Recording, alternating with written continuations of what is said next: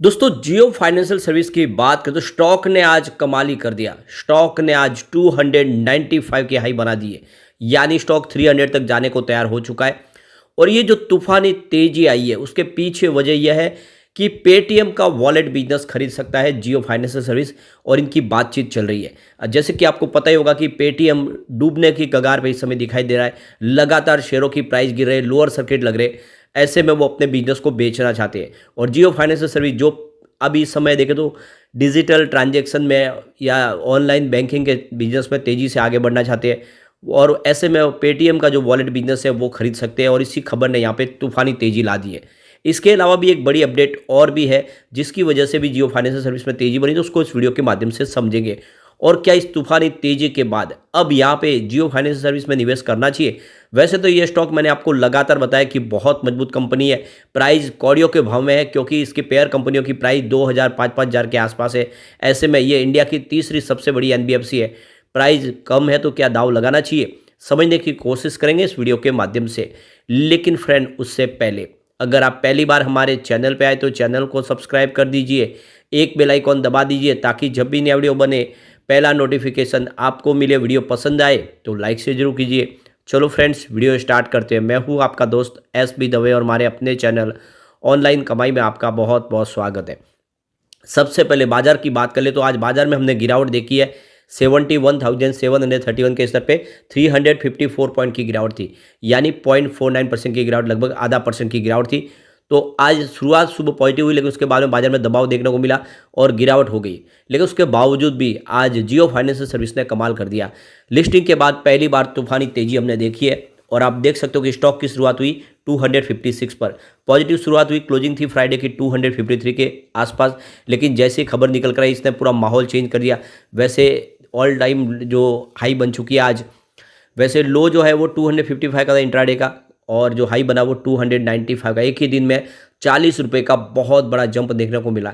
और इस बड़ी तेज़ी में लोगों ने इंट्राडे में भी इसमें जंप के पैसे कमाए, और जो वॉल्यूम बढ़ा वो यही इशारा कर रहा है। काफ़ी बड़ी डील हुई है और उसमें काफ़ी लोगों ने इंट्राडे में भी जंप के पैसे कमाए। क्लोजिंग अंत में 292 पर रही, जहाँ पे 15.21% की बम्पर तेजी देखने को मिली। अब आप ये देख ही सकते हो कि इंट्राडे का लो 255 का, लेकिन हाई 295 का, जो बिल्कुल एक फ्रेश हाई बनाया। ऑल टाइम हाई है जब से ये रिलायंस से डीमर्जर होकर अलग हुआ है। उसके बाद ये पहली बार ये 300 को टच करता हुआ दिखाई दे रहा है। 52 का लो रेंज देखें तो 202 का और हाई 295 का, यानी 50% से बड़ा का जंप है। तो काफ़ी शानदार प्रदर्शन किया है। अब इसकी परफॉर्मेंस देखें तो 29 जनवरी को स्टॉक 251 के आसपास था, जहाँ पे 4.6% की शानदार तेजी बनी। 30 जनवरी की बात करें तो क्लोजिंग 247 के आसपास, जहाँ पे 1.3% की गिरावट हुई। 31 जनवरी की बात करें तो 248 के आसपास स्टॉक आया, जहाँ पे 0.2% की फिर से तेजी बनी। और 1 फरवरी को देखें तो स्टॉक 252 के आसपास था, जहाँ पे 1.7% की हमें तेजी देखने को मिली। और 2 फरवरी को स्टॉक 253 के आसपास, जहाँ पे 0.6% की तेजी थी। तो पिछले 3 ट्रेडिंग सेशन से पॉजिटिव क्लोजिंग हो रही थी, बड़ी तेजी नहीं बनी थी, लेकिन आज एक खबर ने पूरा माहौल पलट दिया और वॉल्यूम में बहुत बड़ा तूफान देखने को मिला। तो ये देखिए, तो पिछले 1 महीने पहले इसका 3 करोड़ का वॉल्यूम था। 2 करोड़ की डिलीवरी उठाई गई थी। 1 वीक पहले 3 करोड़ का वॉल्यूम हुआ। 1 करोड़ की डिलीवरी उठाएगी, और फ्राइडे को भी 3 करोड़ का वॉल्यूम हुआ था, और 2 करोड़ की डिलीवरी उठाई थी। लेकिन आज 22 करोड़ का ज़बरदस्त वॉल्यूम हुआ, कई गुना बड़ा वॉल्यूम। और देखिए वॉल्यूम के मामले में टॉप 5 में शामिल हो गया। आज नंबर 5 पे था जियो फाइनेंशियल सर्विस, काफ़ी शानदार प्रदर्शन किया है। अब ये देख लो कि जियो फाइनेंशियल सर्विस में जो दमदार रैली बनी है आज, और ये देख लो कि इसके पीछे जो वजह बनी कि रिपोर्ट एक जो निकल के आया उसमें कहा जा रहा है कि पेटीएम की पेरेंट कंपनी 190 कम्युनिकेशन, यानी 197 कम्युनिकेशन अपने वॉलेट बिजनेस को बेचने के लिए जियो फाइनेंशियल सर्विस और HDFC बैंक के साथ में बातचीत कर रही है। इस खबर ने दोनों कंपनियों के शेयरों में तेजी लाई है। तो देख सकते हो कि पेटीएम पिछले नवंबर से कथित तौर पर जियो फाइनेंशियल सर्विस के साथ में बातचीत कर रहा है। सबसे बड़ी बात है कि पेटीएम पेमेंट बैंक पर रिजर्व बैंक ऑफ इंडिया की तरफ से प्रतिबंध से ठीक पहले HDFC बैंक के साथ बातचीत शुरू हुई है। रिपोर्ट में कहा गया कि एक बड़ी बेल आउट प्लान के हिस्से के रूप में जियो पेटीएम पेमेंट्स बैंक का अधिग्रहण करने की पेशकश कर सकता है। इस खबर के बीच में जियो फाइनेंशियल सर्विस के शेयरों में दमदार आज तेजी देखने को मिली, और दूसरी ओर पेटीएम में आज भी लोअर सर्किट लगा। इसके अलावा HDFC बैंक के शेयर फ्लैट ट्रेड कर रहे थे।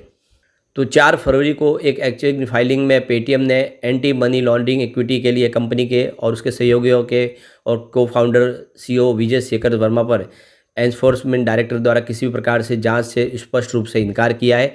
कंपनी ने आगे कहा है कि भारतीय रिजर्व बैंक का हालिया निर्देश चल रही सुपरवाइजरी एंगेजमेंट और कंप्लाइंस प्रोसेस का हिस्सा है। बता दें कि पेटीएम के ऊपर हाल में आरबीआई ने सख्त कदम उठाए। पेटीएम के पेमेंट बैंक की ज़्यादातर सेवाओं को ऊपर सरकार ने रोक लगा दी है। बैंक के ग्राहकों को सिर्फ उनसे पैसे निकालने की ही इजाज़त है, नए कस्टमर वो जोड़ नहीं सकते।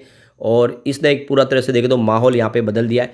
अब सबसे जो बड़ी बात है कि जियो फाइनेंशियल सर्विस जो अपने वॉलेट बिजनेस को लेकर आगे बढ़ना चाहते हैं, अपना पेमेंट बिजनेस आगे बढ़ाना चाहते हैं, और ऐसे में एक जमाया बिजनेस अगर उनके हाथ में आ जाता है तो उनको सीधा फ़ायदा हो सकता है। अब जो पेटीएम की प्रॉब्लम है वो सारी की सारी प्रॉब्लम पेटीएम के लिए है, लेकिन अगर ये पूरा बिजनेस ट्रांसफ़र हो जाता है रिलायंस को, तो रिलायंस अपने लेवल से इसको आगे बढ़ा सकता है। तो इससे एक देखें तो माहौल पॉजिटिव बना है।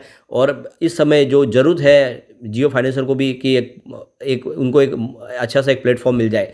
तो कुल मिला के ये संभावना बन रही है और ऐसे में यहाँ पे तेज़ी का वातावरण बना हुआ है। और इस तेज़ी ने देखें तो पूरा तूफानी तेज़ी लाई है। और कुछ बड़ी जो डील हुई है उन डील को डिस्कस करते हैं, जिसकी वजह से यहाँ पे ये पूरा माहौल बना। तो सुबह 10:56 पर 260 की प्राइस से 3,58,000 शेयरों की एक बिकवाली हुई।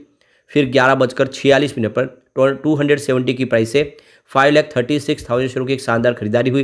उसके बाद 11:48 पर 273 की प्राइस से 10,34,000 शेयरों की एक बड़ी बिकवाली हुई। तो फिर 11:49 पर 274 की प्राइस से 3,16,000 शेयरों की एक बड़ी खरीदारी फिर से हुई। फिर 12:18 पर 275 की प्राइस से 3,21,000 शेयरों की बिकवाली हुई। तो उसके बाद 12:22 पर 280 की प्राइस से 3,86,000 शेयरों की एक बड़ी खरीदारी हुई। फिर 12:22 पर 278 की प्राइस से 3,62,000 शेयरों की फिर से बिकवाली हुई।